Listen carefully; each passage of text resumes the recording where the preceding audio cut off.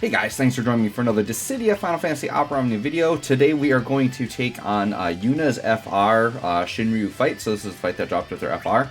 And I'm commentating over a pre-recording. And I'm going to demonstrate here something that kind of frustrates me about DFFOO sometimes. Sometimes fights will do this. And I feel like the developers need to do something so that this doesn't happen. So watch what's going to happen here. We're going to load up the fight immediately. And the enemies just have back-to-back turns. So he's going to do Photon Wings here, which is going to put a bunch of debuffs on and do some damage. And then he just gets a back-to-back turn and then just wipes our party. So like literally we had no chance to do anything and we just die. So I'm like, well, I'll just leave it in the recording. I'll restart just to show you that now all of a sudden I can restart with the exact same team and we're absolutely fine. So I know there's some RNG to how like the turn order looks, but you can see now the turn order is slightly different. One of the characters stepped in front. The enemy is now not getting back-to-back turns, although they still kind of get back-to-back turns here, right? Like, they jump up anyways. But this time they use Mana Breath and not Mana Breath Plus, and we survive. And luckily, both of them just use Mana Breath and we survive. So, just that RNG, or even the fact that, like, because, like, my team that I have right now is, like, a pretty top-tier team for doing this fight. Like, I try to find teams that annihilate the fights, right? So this is Luna, Freya, Rinoa, and Yuna, right? So I have Yuna because I want the mission reward, and it's also what the fight wants. And so, like, I could just see, like, a newer player getting so frustrated. Like, they might have a team good enough, and they just load up the fight, and you instantly die. As a veteran player, I've seen this before. Like, this isn't the first time this has happened to me. So, sometimes you just be persistent, and you restart the fight until they don't auto-kill you. And then you just go in and do the fight. So basically, this fight is definitely calling for Yuna a lot because you're going to need healing because you see they're like aggressive. They do a lot of HP damage. But the big thing is they put a lot of nasty debuffs on you. And I believe during their force time, if you have like too many debuffs or something, they'll auto-kill you. But we're fine here. And then we go ahead and get the Raijin prod on. But yeah, the thing is like we literally had no chance to respawn and our team was wiped. But I figured, sure, let's leave it in the video. Just to show that this is a thing that can happen, and I'm sure some of you have had it happen to you before. But yeah, this team is fine. Like, it didn't mean I picked a bad team. Now, obviously, if it consistently happens and they're always one-shotting you, then sure, you might have to jump in with, like, a Gladio or something that gives you auto-dodge or whatever. But yeah, sometimes it's just weird, and I know it's kind of weird, and maybe there's a data miner out there that knows it better than me, but like, characters have a speed stat, enemies have speed, right? They have turn rate, they've got all that stuff. But yet it's not consistent on like how it triggers, because like you saw here, we went into the fight 2 different times, and like turn orders can be different. And I've done this before with other videos, like even with my own character's turn orders, like they can be different each time you hop in. Like when you're, especially like if I'm grinding like crystal levels or something like that, or I'm grinding like the crystal stages, sometimes what I'm doing is I'm trying to do a chocobo board. So I'll bring Snow and I'll just bring the character I'm trying to do 15 runs with or whatever. And sometimes Snow will go first, sometimes the other character goes first, and it almost just seems RNG based. It's like, I feel like if they have a speed stat, like that should just be a hard number, and like whoever has the higher speed stat should go first. But maybe someone that knows more the inner workings of the game can explain that. I just know that there's, even though characters have speed stats, there's some RNG to how that works. So anyways, enough ranting about that. All I'm doing in this fight here, and this is without Yuna FR by the way, I'm just going in here and saying Rinoa is gonna be my big bopper. Yuna is really here just as another support and to help manage the debuffs, right? That's really what Yuna is here for. So we're basically just going, and we're just about to force time, and I really want to get force time off before this like big chunk of enemy 4 turns in a row. So that's kind of what I do here, and I kind of do my Luna Freya thing. And my hope here is, as you can see, I got Luna Freya and then Yuna. My hope is that I can push the enemies back and get Rinoa up before I don't want to have to go through this whole set of like 4 enemy attacks, because there is a decent chance they could kill me, right? Because I don't have any tanking or anything. Now I did have Raijin debuff, so that would probably save me. But just to be safe, I'm like, all right, let's just try to get through this. So I'm gonna get, this is kind of my typical setup, right? I'll maybe force charge a little bit with Luna Freya, throw down a quick prayer.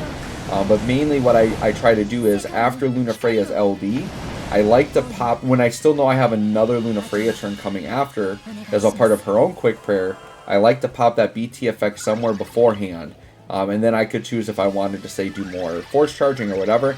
Now, they tried doing debuffs there and they missed, and that's because I believe we had the Raijin on that kind of stopped that. So that was very good. But now the Raijin debuff is gone, and they've got their own buffs on, right? So Luna Freya just doing a couple more things here, but we're pretty much ready to go in. I think with Luna Freya, I am maybe spamming a little bit to get to another quick prayer. We'll see. Nope, we just go Diamond Dust here. Alright, and then the hope is that we can get a break and like push them back behind Rinoa. And sure enough, it did. It pushed them all the way back behind Rinoa. So that worked out perfect. So now the idea is we're just going to go into Rinoa's Force Time. Spam a couple of turns with her. And my goal is to get into Force Time on turn 8. That's when I like to activate it. Because then when I come out of Force Time, one is I'm getting the burst attack at the end with like almost the highest percent. And then when I come out of Force Time, I have one turn left to pop my Brother Summon, which just does massive damage. Like 10 to 15 mil AoE. So basically, my thought is between all that, these enemies should be out of here, right? And Rinoa, she's still pretty good at the damage. She's still a top tier damage dealer. We obviously got Jack Garland coming. I think I'm right after this video. I think I am gonna post basically my stream I'm gonna have. So basically, I'm gonna live stream for Jack Garland. So I will try to get that posted sometime today so that it's up so you guys can all see it. But basically, my plan is. So his release date is on the 30th, which for me, that is the 29th at 8 p.m. Central Time. So that is when my live stream should be happening. So I will get that all posted and scheduled for y'all. So if you want to stop by to the live stream, it has been a while. I don't think I've live streamed since Celis. So it has been a while, but I'm hoping I'm going to live stream for Jack Garland. I might do at least one other live stream during my Christmas break. I might actually live stream Beast Gohan and Orange Piccolo. Coming out for DOKKAN. I know there's been a lot of controversy, so I'm recording this after we know their details. And there is a lot of controversy around them. I think people are probably being a little bit too negative. I think I am going to record a separate video maybe today, just giving my thoughts on what they did with Orange Piccolo and Ultimate Gohan. And I don't think it's as bad as people are making it out to be. I get why people are disappointed, right? They did kind of do the thing we feared where, like, Orange Piccolo and Beast Gohan are basically, like Beast Gohan is literally just the active skill attack. Like, you don't actually play as Beast Gohan. So it basically feels like we don't really have Beast Gohan yet, right? So I get the frustration with that. And with Orange Piccolo, I'm not nearly as disappointed with Orange Piccolo, because even in base, he's Ultimate Piccolo, which is still a new Piccolo. So we're still playing with a new Piccolo. And then what they did, what I thought they were going to do was I thought they were going to do an active skill transformation into Orange Piccolo. You play as him, and then he did like a Rage Mode giant form. But what it is you just go from Ultimate Piccolo into the giant form, so you only get Orange Piccolo during giant form. But anyways, this is a default video. I should talk more about default. So anyways, look for some Dokkan videos coming if you're interested in that. But anyways, we just got into Rinoa's Force Time here. And so all I'm doing now is I'm pumping out Ultima Angel Wings. And you can see I'm able to get down to turn 8 while still being within that quick prayer. And this is why that Luna Freya 4-turn quick prayer is really important. It gives me just what I need to pop off everything I need to. I'm on turn 8. This is when I like to go into burst phase. So what I'm going to do is I'm going to pop off burst phase. And then we're literally just going to dump out Ultima Angel Wings. I think we'll do like an FR attack in there. Just do the biggest damage we can. But Rinoa is just going to go to Nuke City. And you can see our summon is up and ready to go. So the idea is we come out of this. If they're still alive, we pop the summon for a 10 to 15 mil nuke. If they still live after that, Rinoa still gets another attack. Or not Rinoa, it'd actually be Luna Freya coming out of summon here. Or coming out of burst phase. But I'm pretty sure we don't even get to do the summon. Maybe we do. But Rinoa, she's a pretty darn good nuke over here. And being that Yuna and Luna Freya are like double supporting, and we've got all 3 burst effects up, like we're laying the damage on pretty heavy right now.